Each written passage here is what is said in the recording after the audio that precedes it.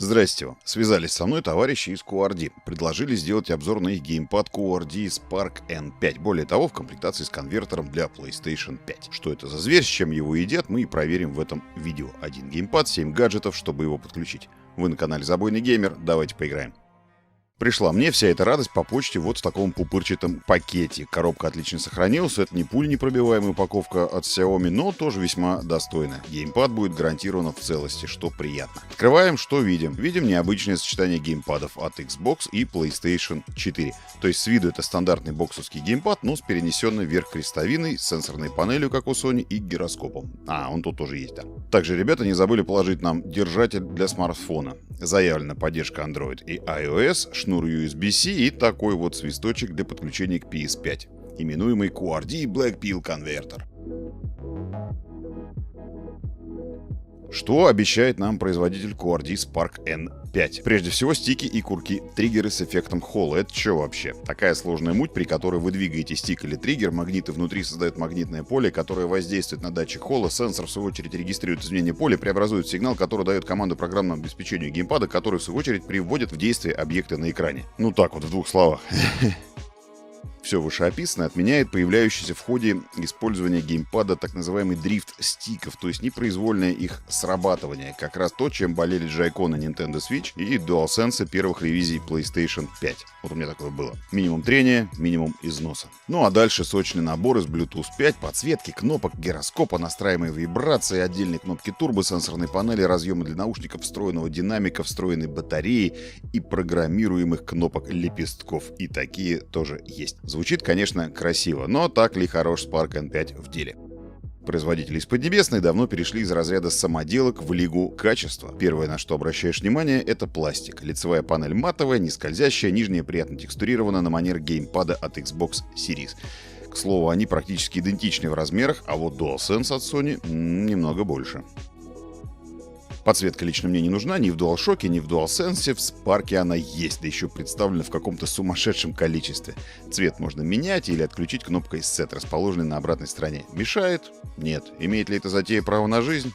Безусловно. Смутило только отсутствие подсветки вокруг крестовины. Смотрелось бы более презентабельно и органично.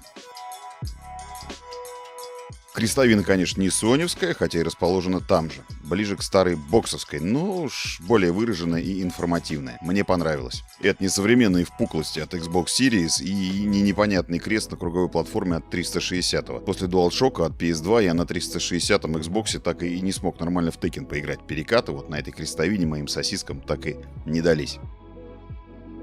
Разброс кнопок действия в Spark N5 идентичный геймпаду от Xbox Series, но компактнее, чем на DualSense и на геймпадах от 360 бокса. Моим сосискам вроде норм, но геймерам с более массивными пальцами придется быть поточнее. Хотя, наверное, это больше касается вот такого хвата, применительного к файтингам. В Soul Calibur и Tekken я играю именно так.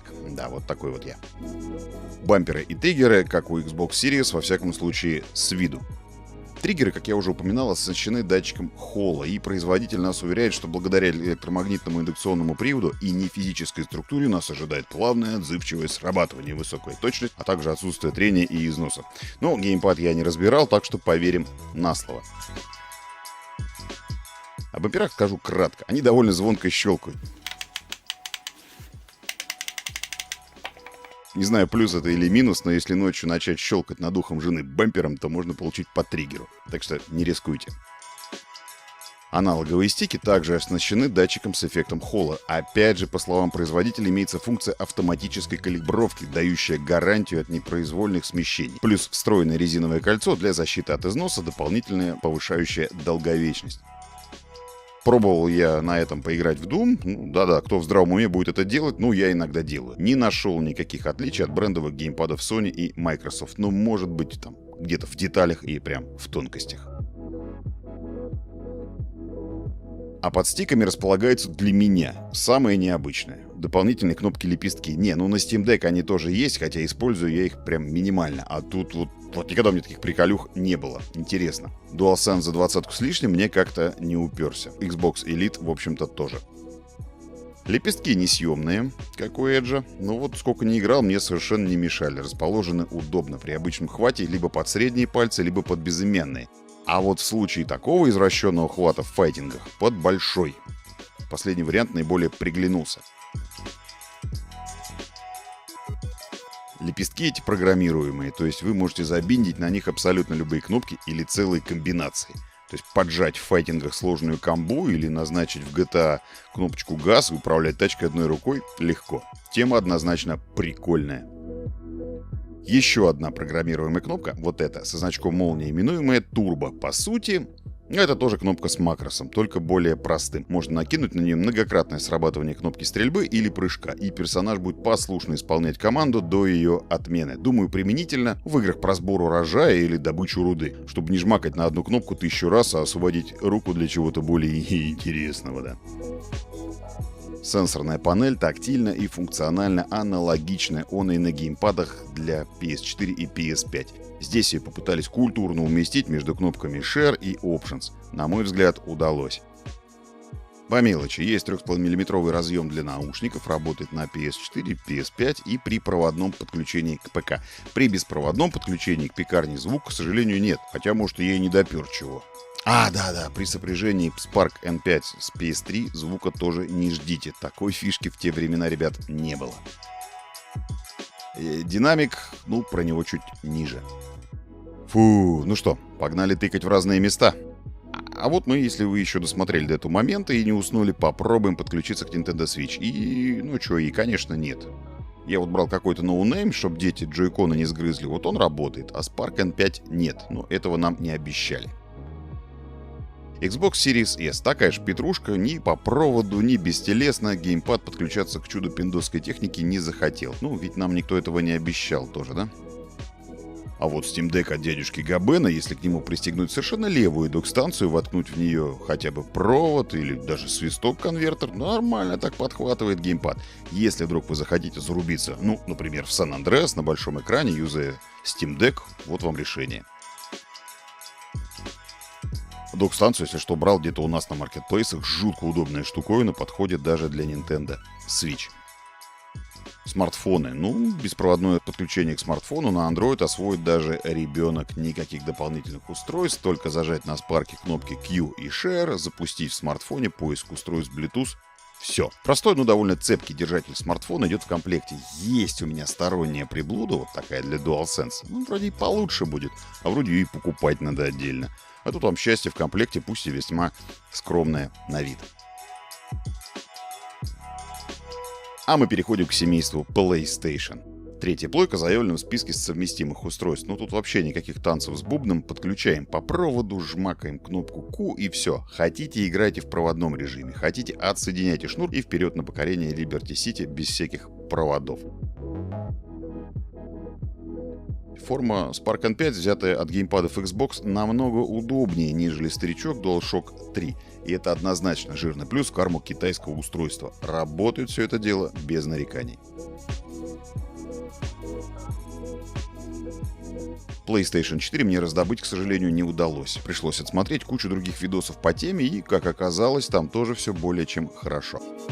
С PS5 все немного по-другому. Судя по тем видео, что я отсмотрел, раньше Spark работал с PSP, но только с играми для PlayStation 4. Для этого его подсоединяли по проводу, как я сейчас рассказывал. Функционалы игр PS5 в таком случае были недоступны. Но с появлением QWERTY Black Pill конвертер проблема оказалась решена. Устанавливаем конвертер в USB разъем PlayStation 5. Запускаем на геймпаде поиск Bluetooth комбинацией Q и Share. И нажимаем маленькую кнопку. Происходит сопряжение, вуаля. Кстати, прямо сейчас можно вынуть конвертер, сунуть в ПК, потом снова в PS5, и сопряжение никуда не денется. Но прежде чем QWERTY Spark N5 превратится в некое подобие DualSense, необходимо проделать нехитрые манипуляции. Перейти в опции, раздел аксессуары, затем выбрать вкладку контроллер. В строке способ связи выставить использовать кабель USB.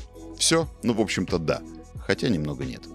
В играх для PS5 у меня не было вибрации никакой вообще, и динамик в Астроботе, а сегодня это едва ли не главный эксклюзив Sony на PlayStation 5, молчал. Для начала я подумал, что так и должно быть. Маленько приуныл, но решил связаться с QWERTY, и вот они мне все разъяснили. Оказывается, у свистка Black Pill есть мозги, и их необходимо своевременно прошивать. Вот тут на их сайте, ссылочку оставлю в описании. Переходим в раздел Support and Update, прокручиваем вниз, видим наш свисток. И надпись Firmware Update. В моем случае 3.05. Переходим на следующую страницу, затем еще на одну. На этой странице скачиваем либо в верхнем левом углу, вот здесь, либо прям посередине страницы есть прямая ссылка. Кликайте на скачанный файл QRD Blackpill чего-то там .exe. Откроется окно, где вам предложат сначала зажать кнопку на конвертере, а уж после вставить его в любой USB разъем с зажатой кнопкой. Текст меняется, нажимаем Update и все. Нужен только ПК. Свежая прошивка установлена в играх PS5. Появляются звук, динамика и вибрация. Проверено.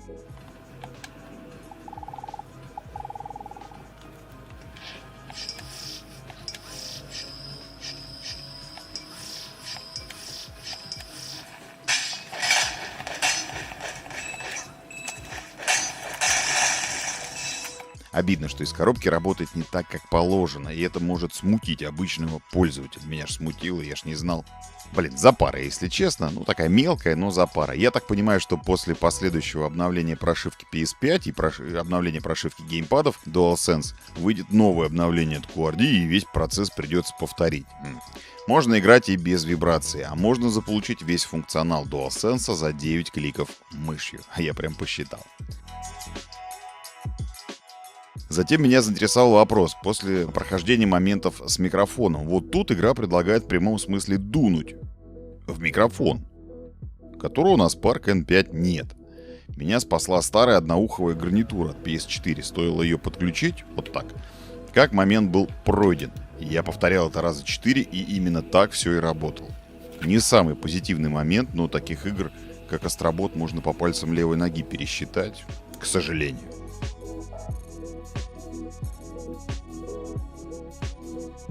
При этом, если подключить Spark N5 по проводу и выбрать тип соединения Bluetooth, то он определится как вполне себе законопослушный геймпад от PS4 и будет интимно вибрировать и кряхтеть динамиком.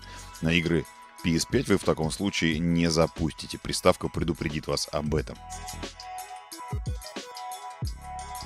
А другое дело наша любимая пекарня. Сунул и играй. Хошь по проводу, хошь с конвертером по Bluetooth. Никаких неудобств. ПК, блин, вечен, ребята.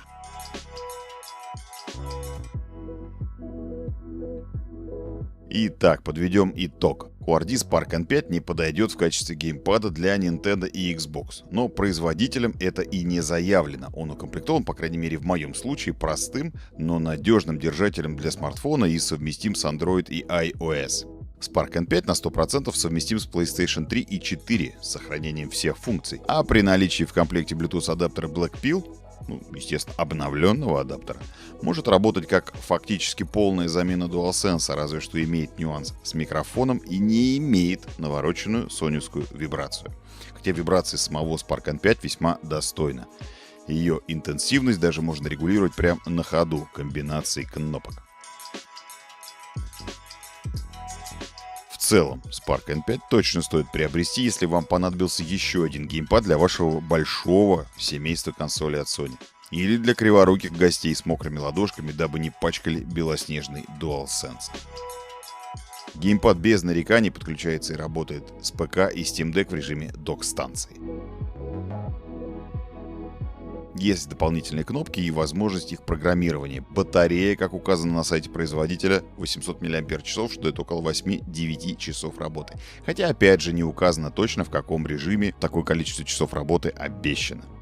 И, наконец, триггер аналоговые стики с эффектом холла, что должно продлить жизнь геймпаду и не ввергнуть его в пучину бесячего дрифта. Препятствием может послужить лишь необходимость обновления конвертера из коробки, а также дальнейшее своевременное получение ПО, ну и отсутствие микрофона, что может быть препятствием в паре тройки игр. Хотя и это вроде как можно решить, у меня ж получилось. А на этом все. Спасибо, что досмотрели видео до конца, ставьте лайки, подписывайтесь на канал во всех российских видеохостингах, а если есть желание помочь каналу, все ссылочки есть в описании. Спасибо. Вы были на канале Забойный Геймер. Хорошей игры. Берегите себя.